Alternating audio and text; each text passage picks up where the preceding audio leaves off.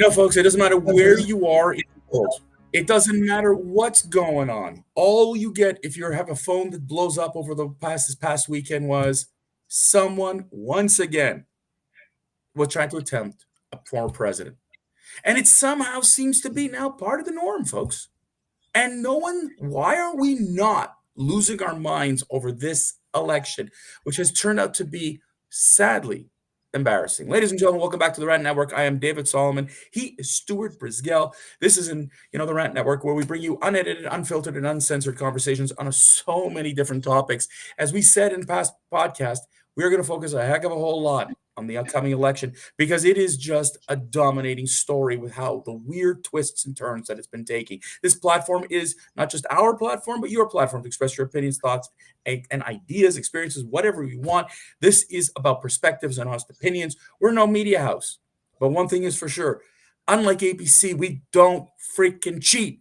So don't dive in, folks, with us today. As we, the Rant Network, we have you covered, especially during the 50-odd days left to this election. Stuart, I am a little bit miffed. And the reason I'm miffed is that it doesn't seem to be abnormal. What am I talking about? I mentioned it in the intro. ABC cheated. Donald Trump had another attempt at assassination. And yet, why are we not concerned?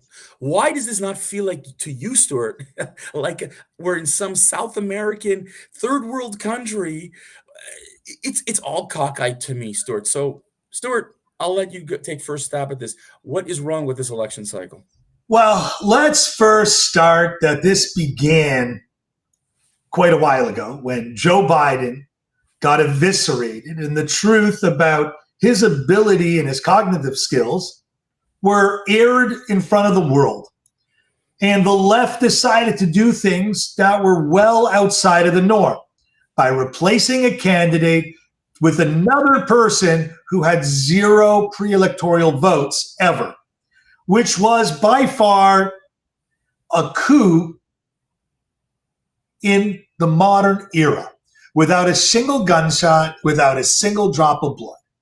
However, the demand for action, the demand of calling the other candidate names and inciting violence is something becoming all too normal, with now the second attempt on Donald J. Trump.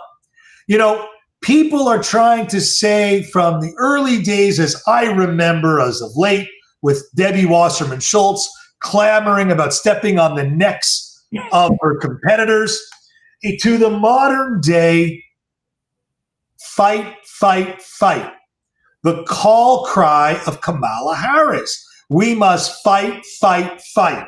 Now, did that incite the two crazy idiots that took a pot shot at a president? Probably not. But are they now drawing reference to what may be the future? I don't know. ABC, there used to be a group that moderated the presidential debates. It was a presidential committee on debate, which was dismantled because of the honesty in media and journalism. Well, now to add some more disdain to that allegation is there's now a whistleblower that's come forward and has given the statement that Kamala Harris was given the questions by the lead person. And you know what? Is it fair? No. Was the ABC debate rigged? Yes. And if you were left or right and you didn't see it, your blinders are on. No different than the blinders that were on when Russia cut the supply of ammonium nitrate to the world. You can no longer be an ostrich. You have to put your foot down in your own riding, in your own community, and stop the rhetoric. Donald J. Trump is not a Nazi. Kamala Harris is not a registered member of the Marxist Party. Both may equally be as dangerous to democracy, but no different than each other. That's a fact. Is one better than the other? Probably, and that's your vote, your ability to cast. But you got to get both sides of the story. But when you have a report stating, I am so-and-so, reside in Manhattan, New York, and I've worked for ABC News for 10 years in technical and administrative positions, and make the statement from, I have observed significant transformation in the nature of reporting this organization by external factors influenced, right? You have to take a pause. There is something going on that goes beyond just vote for me and I'll set you free. Dave, tell me, what do you see? You live internationally. Well, Canada ain't so internationally. How do you feel? You're robbed, and I think cheated. And I think that this. If the Americans could do it, I think others are going to look at doing it. Look, Stuart, I'm very concerned because look, I'll say it again, and you and I both disagreed on this. Donald Trump did not have a good debate. I mean, let's be realistic. It was not one of his best performances. He says otherwise. That's fine. That's part of the game. They were talking about a second debate, yada, yada, yada, yada. Okay. But this is what we thought was normal. But Stuart, I'm going to tell you something from the very beginning. This is stinky. All right. Like you said, Kamala Harris dropped in like a candidate out of nowhere, right? She was out of nowhere. That wasn't the process. That wasn't the way it's supposed to be.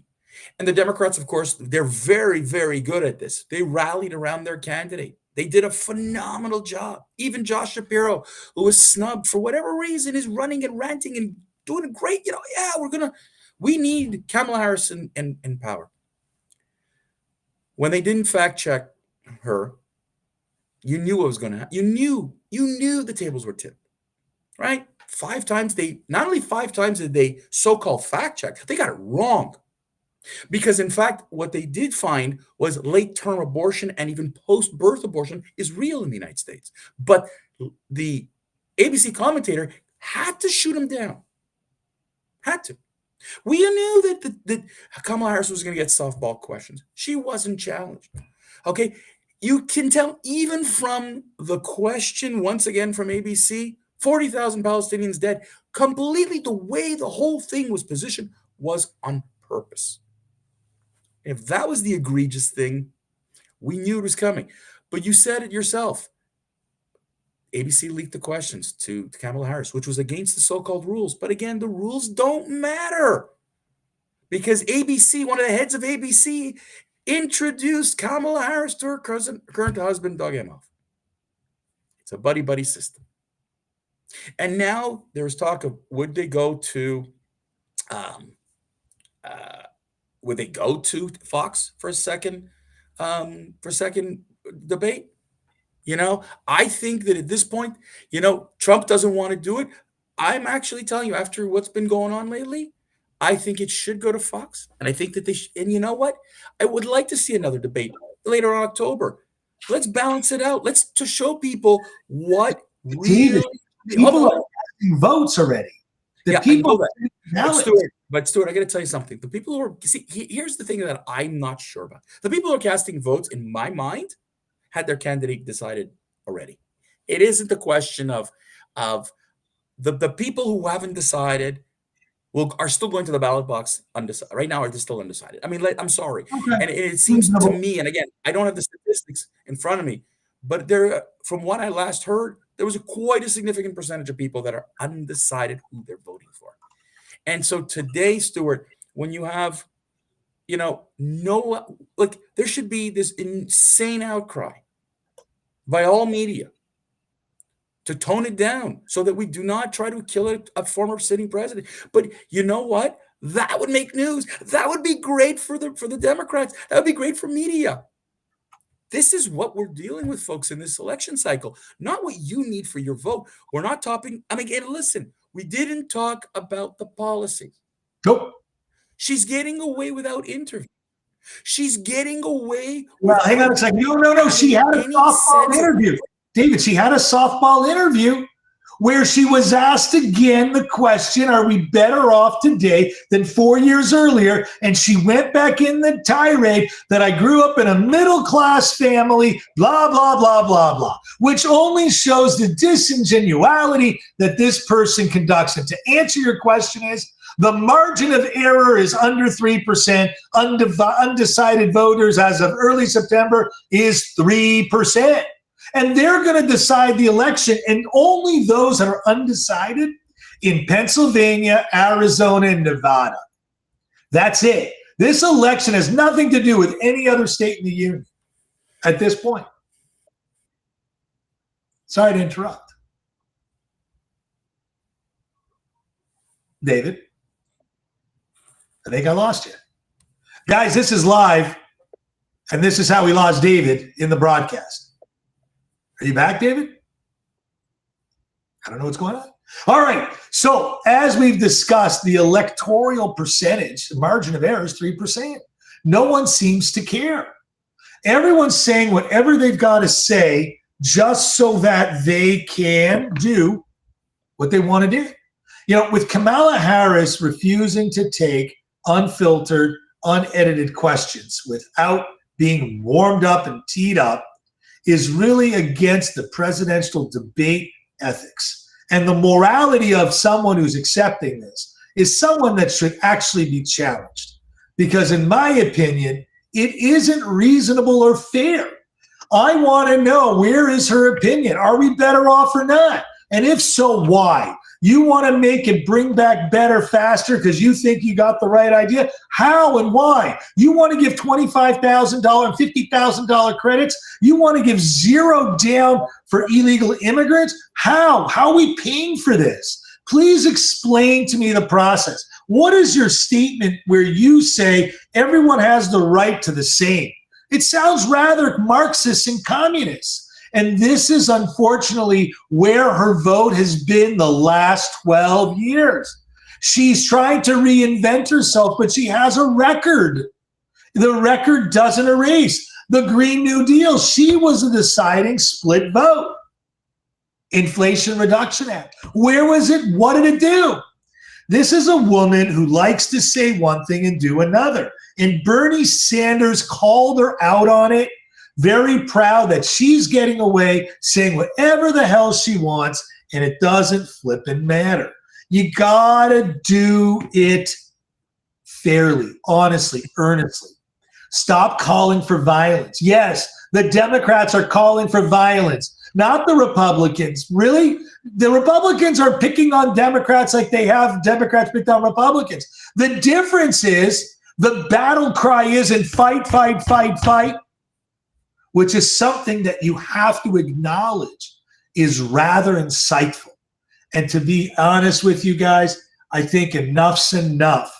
And as you see, we're a live broadcast, and David has some technical issues and had to cut out. I want to remind you, David and I take the time every Monday, Wednesday, Friday to try and open your eyes and remove blinders. David and I are not Trumpists. But we're definitely not, I think, going to vote for Kamala Harris. And I think David has as much right to vote in the U.S. election as every illegal immigrant that crosses the border, that people are saying you don't need election integrity. There's a problem when you want to do things that don't preserve equality and normalcy. Am I disenfranchising Black America, which is what voter registration advocates against it are chanting? No, it's to prevent the illegal immigrants that have no right to vote in our country. They have no right to vote. You in another country have no say in who the president of the United States is. The same way I can't choose to rubber stamp out, Trudeau or Merkel or any one of these international leaders. I have no say. I can only cast my vote for the President of the United States of America. On that note, I'd like to remind everyone, every Monday, Wednesday, Friday, noon Eastern, David and I, my co-host, sit here and rant about all of the details. And I hate to tell you guys, we'll be back. Maybe I'm happy to tell you, Wednesday, noon Eastern.